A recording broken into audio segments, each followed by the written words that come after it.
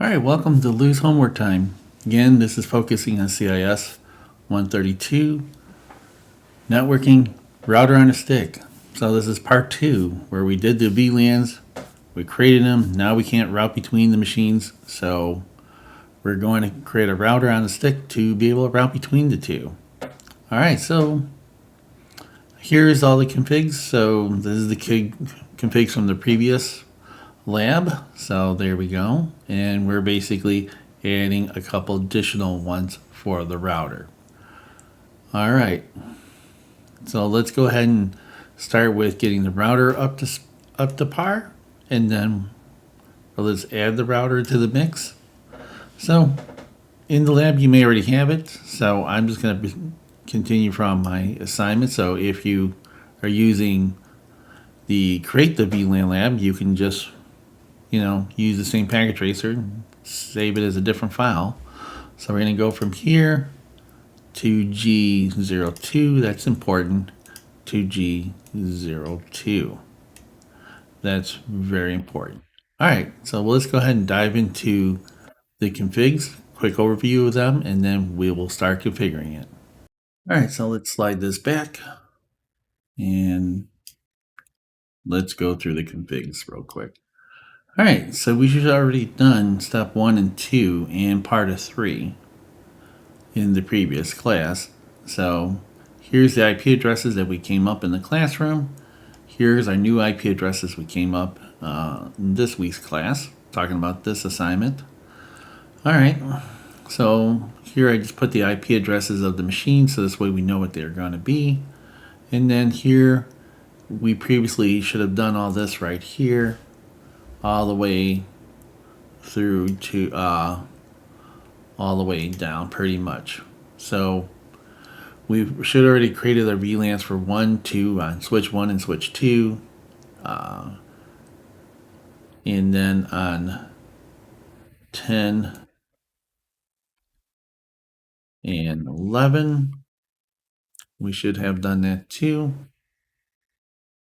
And then on switch 3, we should have created that trunk. I've added descriptions just in the future, trying to get everybody to do everything correctly. And the same thing here. Copy and pasted. Doop, doop. There we go. So we should have pretty much done that. So what we're going to basically add is the following thing in switch 2.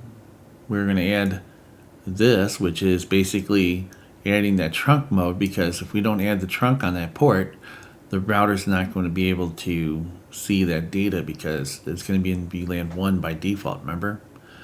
And then here's what we're going to do with the router. So basically, here's our first command to get into the interface. Our second is to bring the interface up. And then the next command is to create a virtual interface in VLAN or in that interface. So now we can tie that to our VLAN. So that's our configuration to set up the VLAN. And there's our IP address. That is the IP address that we used as the default gateway. And then we're creating another second sub interface, and we're using encapsulation again, VLAN 20. So you should always make this number match your VLAN number.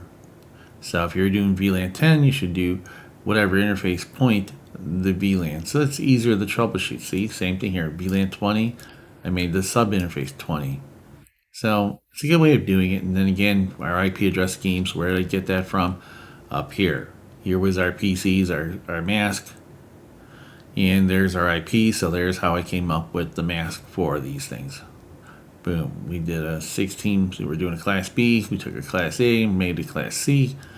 There we go. So now we're going to go ahead and pop this data into the two devices, and then we should be good to go.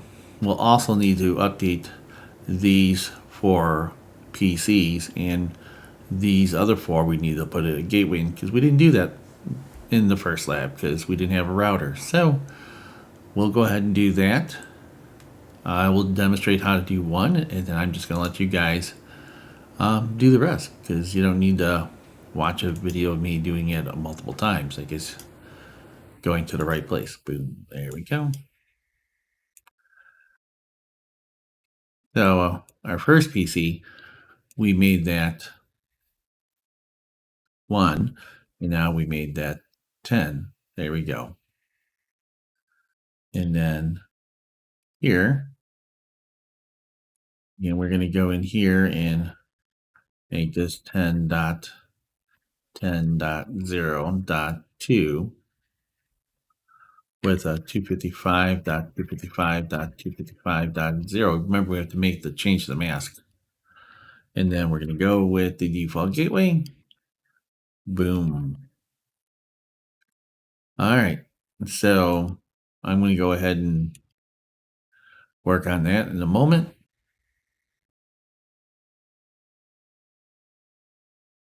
All right, now that I got all the IP addresses set up, now I'm just going to go into the routers. So it's going to go with switch 2, since we're only going to make one change here. So we're going to go to configuration or CLI. Again, we are going to go to enable mode. That's going to take us to global configuration. Then we're going to go to line config. So again, we're going to type in config T. And then we are going to add this to the mix. Boom. There we go. Now I'm going to go to the router because it hasn't turned green yet because we haven't configured anything with the router yet. So we're going to just say no. And then we're going to type enable. And then in theory, we can copy and paste all this. We're going to still have to go, once we got enable, we're going to go into config T and then paste that all in there. All right, we can see our interface has turned green. Now the switch is learning things. So as we wait for the switch to learn a couple things, I want to just go over a couple things here. I'm going to type in exit, and I want to show IP route. So here you can see that we've learned our different networks. We learned how our 10 network from right here, and we have our 154 with our VLANs. So again, that's how we're going to be able to route, because this router is going to know this information because we put it in there. All right, so if I did everything correctly, let's pull up our IP list of machines. There we go. So we got PC2, and then we're going to type in ping. So PC2 is, so we're going to do a 10 dot. So let's first check the router, make sure it can ping the router. So we're going to do 154.16.0.1. All right, so we're getting to the router at least. So that means PC2 is traveled across this switch, through this trunk, through this switch, through this trunk, and touch that interface. Perfect. So now let's go ahead and type in ping 10.10.10.0.1. So that's excellent, because now we've gone, again, PC2 has gone through this switch, through this trunk, through this switch, through this trunk, to the second sub interface in this router. So now we should be able to ping any of the other machines. So let's go with 2.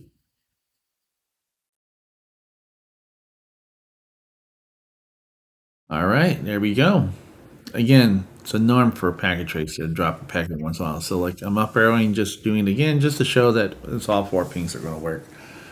All right, so that's a router and a stick. So it just allows us to route between, multiple VLANs over a single interface on a router. So could we done this with a switch? Sure. If we had a layer 3 switch in the mix, we could do that if we wanted to. All right, so that is the quick how to complete this lab. All right, thanks for watching. Again, if you have questions, come and visit me in my office hours. Catch you then. Bye.